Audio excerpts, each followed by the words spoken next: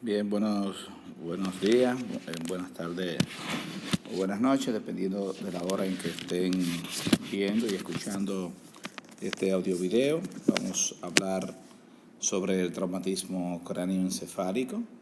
Vamos a hacer un enfoque global de esta entidad, que aunque es un tema muy quirúrgico y muy de neurotrauma, entendemos que el estudiante de neurología y el estudiante de medicina, lo más cerca que estaría de un paciente neurológico en nuestro país es de un paciente con traumatismo cráneoencefálico.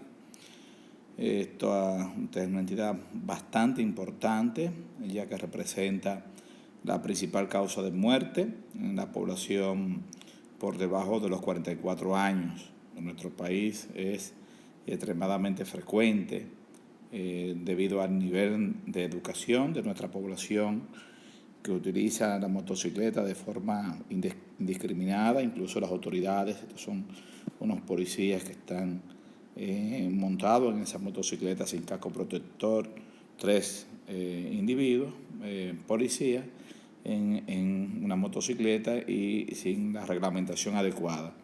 Entonces, ¿qué podemos exigirle a la comunidad, a la gente común y corriente que hace competencia, apostando dinero que engloban toda su familia, en un país donde el parque vehicular cada día va más en aumento y los controles no se tienen de forma adecuada, la gente conduce ebria, no se cuida de forma adecuada? Hay un factor educacional importante.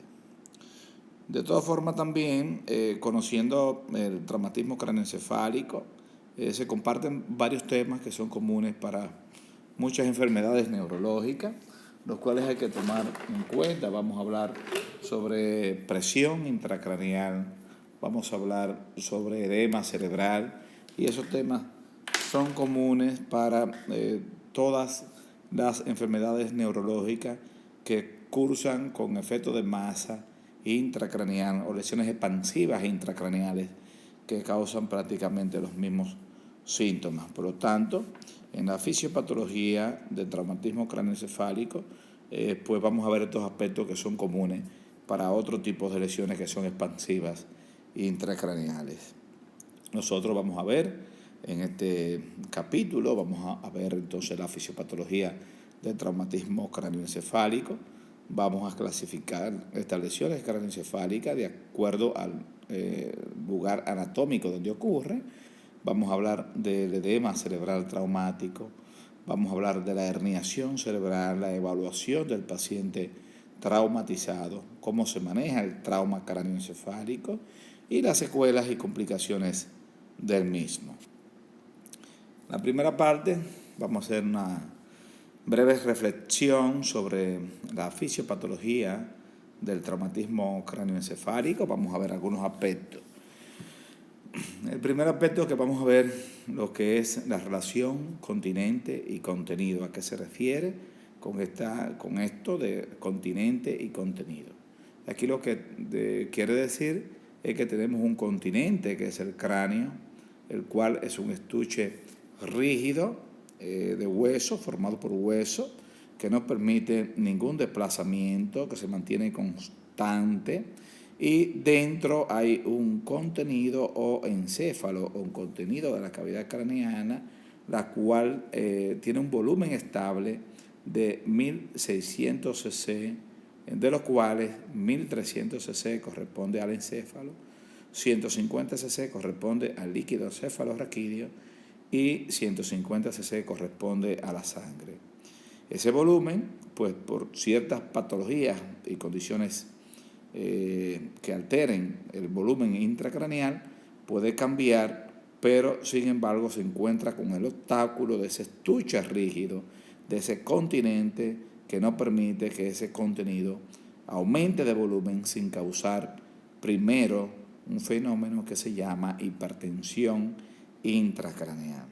Por lo tanto, la relación de continente, ese estuche rígido o cráneo, y contenido, ese tejido, tanto encefálico como líquido cefalorraquídeo y sangre, no es muy pareja, es muy desigual, sobreviniendo entonces el síndrome de hipertensión intracraneal.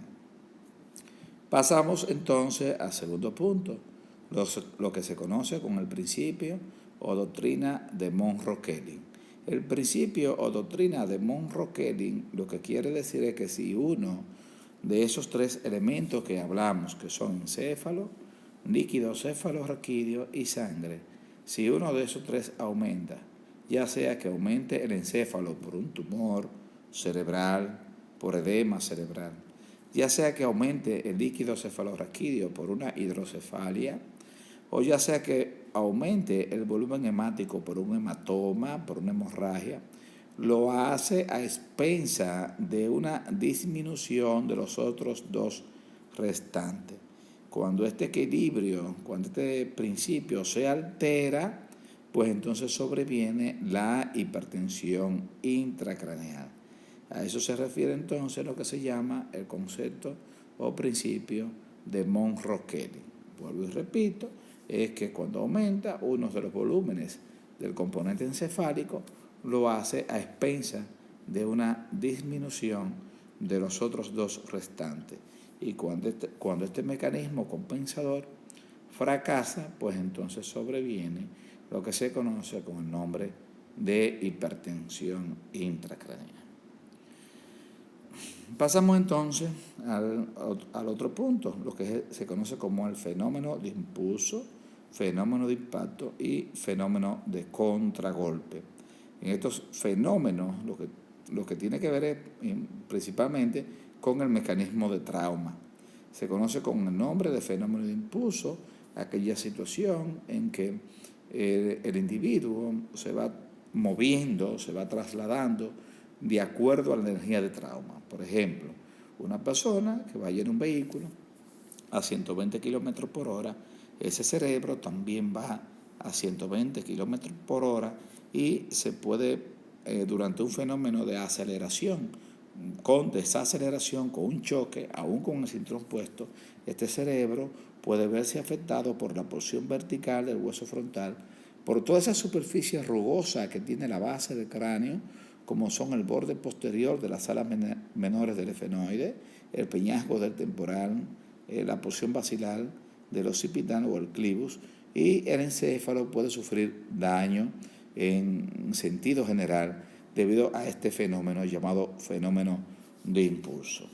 El ejemplo práctico es si tomamos un huevo y lo sacudimos de forma abrupta, este huevo está entero, tiene su cascarón intacto, pero la yema y la clara del huevo están todo mezclados y está todo dañado porque el huevo ha chocado, tiene diferentes pesos moleculares entre la clara y el huevo y choca con las paredes o con el cascarón del mismo huevo, dañándose. Eso se conoce entonces como fenómeno de impulso. ¿A qué nos referimos con fenómeno de impacto? El fenómeno de impacto, entonces, en vez del individuo moverse, el individuo está quieto y la energía de trauma viene desde el exterior. Es decir, una persona está sentada y recibe una pedrada en la cabeza, un pelotazo, una pelota de béisbol que le impacte en la cabeza, o un martillo que le impacte sobre la cabeza, va a recibir lo que se llama el fenómeno de impacto. En el fenómeno de impacto, si hay daño es del cráneo y si hay daño del encéfalo es focal al impacto. El trauma no se transmite al encéfalo entero. Donde está el encéfalo completamente afectado es donde hay el fenómeno de impulso. Si hay un fenómeno de impacto, solamente es un daño focal alrededor del trauma que va a determinar fractura con hundimiento del cráneo y contusión focal del cerebro, que tiene que ver directamente en relación al lugar de impacto. Por lo tanto, el fenómeno de impulso es de peor pronóstico porque determina un daño completo del encéfalo con el continente o cráneo intacto. El fenómeno de impacto determina un daño focal del cráneo con el cerebro intacto, es decir, cambia sustancialmente entre uno y otro. Pasamos entonces al segundo aspecto que se conoce con el nombre de fenómeno de contragolpe. ¿Qué quiere decir fenómeno de contragolpe? Que el lugar contrario de donde se recibe el impacto puede ocurrir algún tipo de daño. Esto es por los movimientos oscilatorios que sufre el cerebro dentro de la cavidad craneana, pues entonces el cerebro se va a dañar con la parte contralateral, provocando estiramiento, provocando contusión, sangrado del lado contrario, como se ve en esta zona donde las venas corticales se desprenden de la dura madre del lado contralateral, provocando daño. De igual forma, en ese fenómeno de aceleración, con desaceleración, el tallo cerebral va a tener algún tipo de desprendimiento o de arrancamiento e hinchazón o edema a nivel del tallo cerebral, provocando entonces alteraciones de nivel de conciencia. Es decir, que el trauma no solamente es focal en el lugar donde ocurre el impacto, sino que del lado contralateral puede haber algún tipo de daño por edema, por hinchazón, pero también por sangrado. Pero que el tallo cerebral también se puede ver afectado por ese fenómeno de flexión y extensión de movimiento de forma abrupta. Se habla mucho, y esto lo van a escuchar ustedes mucho, los estudiantes, de el edema cerebral. El edema cerebral es de varios tipos, básicamente hay 4 tipos de edema cerebral. Aquí solamente les voy a mencionar 2 tipos. El primero es el edema cerebral vasogénico, el cual se debe a que una lesión expansiva ocupante de espacio, como un tumor, comprime un vaso.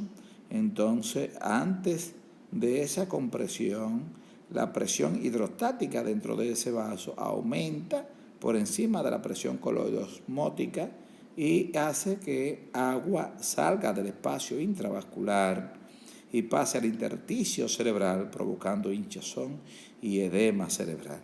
A ese edema cerebral se le conoce con el nombre de edema cerebral vasogénico. Este tipo de edema es característico de los tumores, pero sin embargo en algunos traumas con hematomas intraparenquimatosos se puede observar. El edema más común que se observa en el traumatismo craneoencefálico es el edema citotóxico. El edema citotóxico es el edema que se observa por un daño en la pared celular, donde va a existir una entrada masiva de agua al espacio intracelular.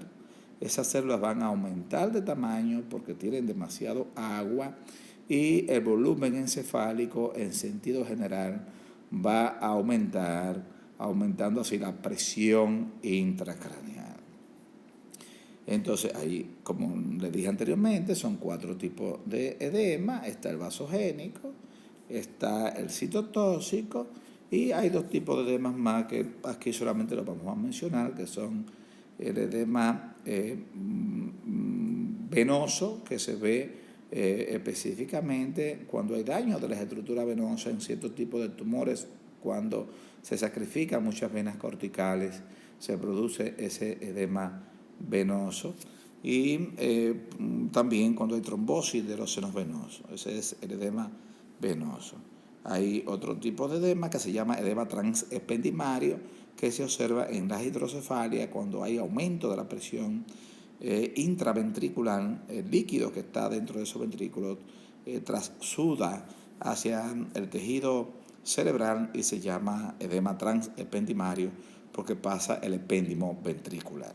Pero bueno, nosotros nos quedamos a nivel de estudiantes de medicina con edema citotóxico y edema vasogénico. Bien, nosotros ya con este breve repaso de la fisiopatología del traumatismo craneoencefálico vamos a clasificar el traumatismo craneoencefálico de acuerdo al lugar que está afectado, de acuerdo a la zona que se daña. Esas lesiones encefálicas pueden estar a nivel de tejido blando, puede estar a nivel de continente o puede estar a nivel de contenido. A nivel de tejido blando pueden ser abiertas y cerradas. A nivel de continente o de cráneo pueden ocurrir lesiones de la bóveda craneana o lesiones de la base del cráneo. Y a nivel de contenido y de encéfalo, estas lesiones pueden ser primarias, que ocurren inmediatamente, ocurre el trauma, o secundarias, que ocurren horas e incluso al otro día del trauma. Estas lesiones pueden estar combinadas, pueden ocurrir lesiones de tejido blando con lesiones de continente, o lesiones de tejido blando con lesiones de continente y contenido, o lesiones de contenido solo sin lesiones de tejido blando o de continente. Pueden ser muy variadas, o las tres simultáneamente. Pero siempre, para su estudio, hay que clasificarla y delimitarla cada una de ellas. Y vamos a hablar un poquitín de cada una de ellas. Primero comenzamos a hablar de las lesiones de tejido blando, que pueden ser abiertas. Abiertas entran dentro de la clasificación general de las heridas y pueden ser cerradas. Las lesiones abiertas tienen una gran ventaja y una gran desventaja. La gran ventaja es que las heridas abiertas, aún grandes como esta, pues muy difíciles se infecten, porque el cuero cabelludo tiene una rica irrigación sanguínea que no permite la infección muy fácil del cuero cabelludo. Estos pacientes con estas heridas grandes del cuero cabelludo deben ser reparadas en sala de cirugía, lavados rigurosos, retirar los cuerpos extraños como piedras, etcétera, rasurado del cuero cabelludo alrededor del borde de las heridas. Usualmente siempre se procura dar puntadas que tomen todo el espesor del cuero cabelludo con un hilo nylon 2.0 o nylon 3.0 con aguja grande. Si se quiere, se puede dejar un drain subcutáneo para que no ocurra un hematoma subgaleal. Tienen buen pronóstico porque, como acabo de mencionar, casi nunca se infectan. Esa es la gran ventaja. Por otro lado, le mencioné que tiene una gran desventaja, y es que una herida de cuero cabelludo, aún pequeña, puede sangrar bastante e incluso chocar hemodinámicamente muy fácil a un paciente. Es muy común en las emergencias de nuestros hospitales que llegue un paciente con la cabeza cubierta totalmente de sangre, y cuando el médico explora en busca de la herida, se encuentra que es una herida pequeñita a nivel temporal, donde está la arteria temporal superficial, la cual está sangrando copiosamente. Y si se descuida, pues puede perder un volumen significativo de sangre, provocando un shock hemodinámico. Estas heridas, que a nivel temporal, donde se ve esa arteria temporal sangrando activamente, pues se reparan en la misma emergencia. Se puede hacer presión digital alrededor de los bordes de las heridas, y con esto pues la presión de esa arteria disminuye, y con ayuda de otro médico que esté en la emergencia, con una pinza, de esa pinza hemostática, se agarra la boca del vaso, se da un puntito para colapsar esa arteria, y luego ya se da puntos normales para cerrar de herida, y no ofrecen mayores circunstancias. Asustan mucho en el momento, pero son fáciles de resolver. En cuanto a las lesiones de tejido blando cerrada, pues vamos a ver aquí lo que son los hematomas subcutáneos, que están debajo de la piel, y los hematomas subgaleares, que están por debajo de la galea aponeurótica, o cefalohematoma. Ambos se pueden llamar cefalohematomas o hematomas subcutáneos.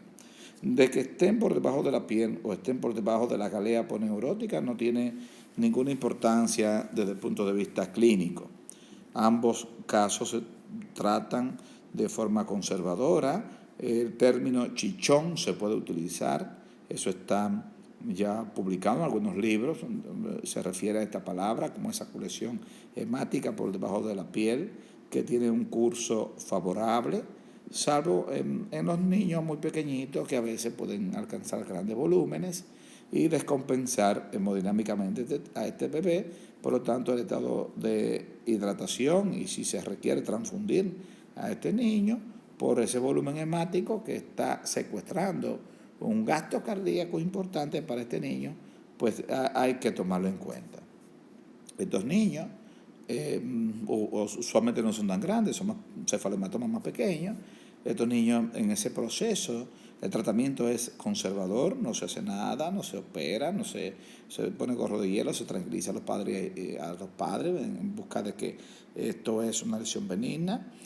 Nunca debe de pincharse con una aguja para tratar de aspirarlo, porque si lo pincha con una aguja y no se hace con la asepsia y la antisepsia adecuada, pues puede inocular una bacteria en un caldo de cultivo fresco adecuado y provocar una infección a este nivel. Los niños en ese proceso de reabsorción se ablanda este cefalohematoma, se pone bien blandito. La cara se le puede un poquito desmatizar e hinchar, los ojos alrededor del párpado adoptar una coloración violácea por debajo, una equimosis. Puede el niño en sentido general adoptar un tinte ictérico por la degradación de la hemoglobina y la formación de bilirrubina.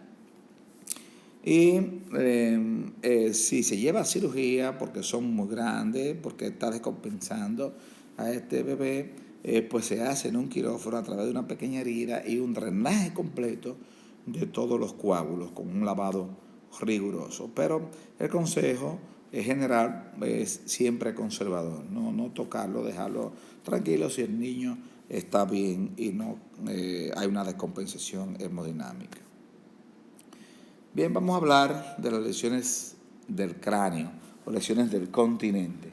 Las lesiones del cráneo o lesiones del continente son de dos tipos. Primero vamos a hablar de las lesiones de la bóveda craneana y segundo vamos a hablar de las lesiones de la base del cráneo. Lesiones de la bóveda craneana y segundo lesiones de la base del cráneo. Vamos a comenzar primero hablando de las lesiones de la bóveda craneana. Las lesiones de la bóveda craneana son de tres tipos. Tenemos primero la fractura de hundimiento o por hundimiento o la fractura deprimida. Tenemos segundo las fracturas lineales y tercero tenemos la diástasis de sutura.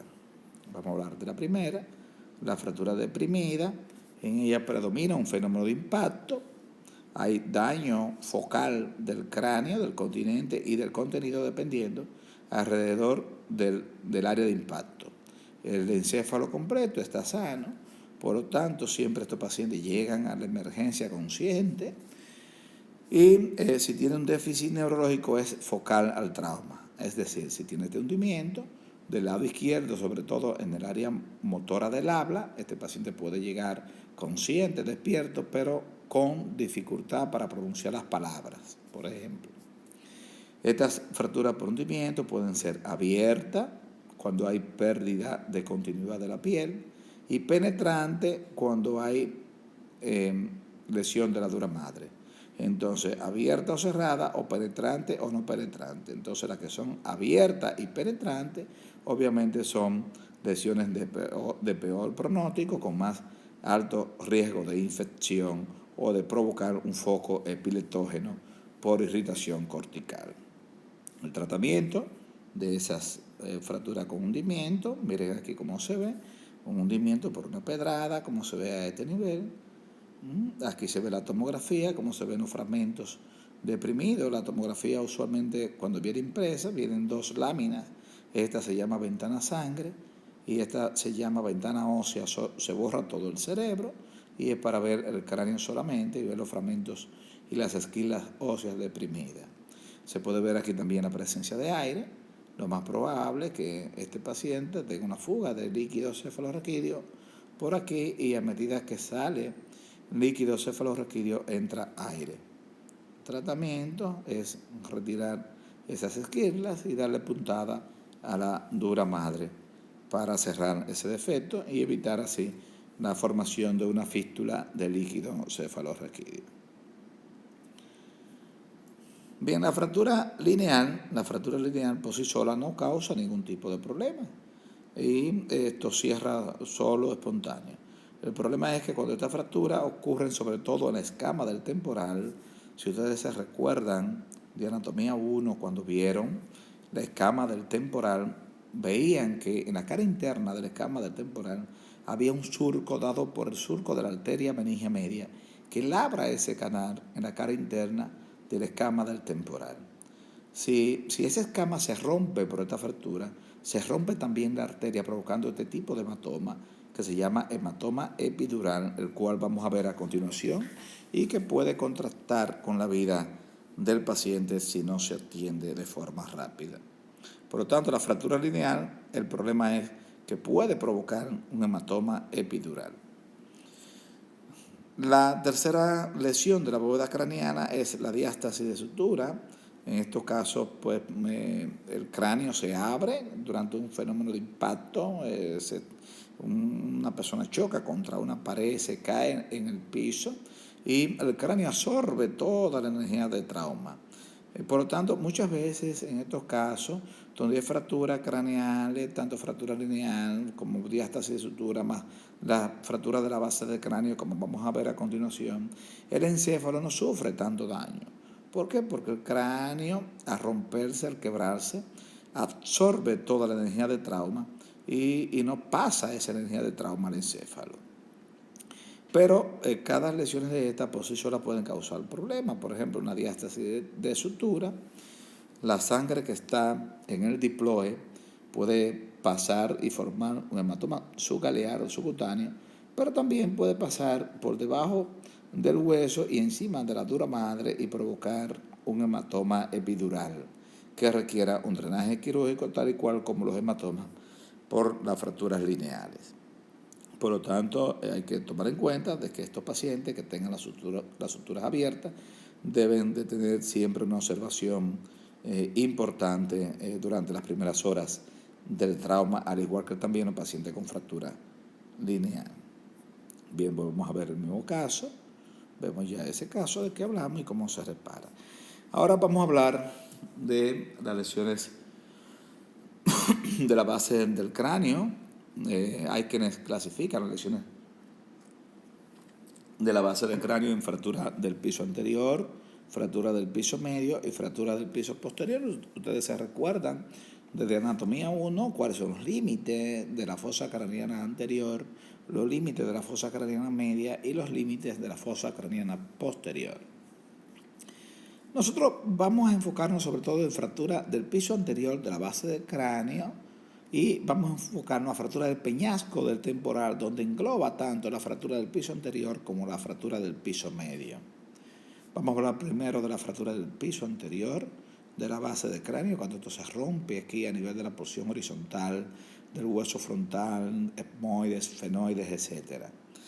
El paciente llega a la emergencia con la cara bastante inflamada, los ojos prácticamente cerrados, no como aquí que tienen los ojos abiertos, los ojos están cerrados y edematizados, con una coloración violácea alrededor de los párpados, que se conoce con el nombre del signo del oso panda o signo de mapache, porque recuerda a estos animales que tienen esa coloración oscura alrededor de los ojos, que se conoce con ese nombre.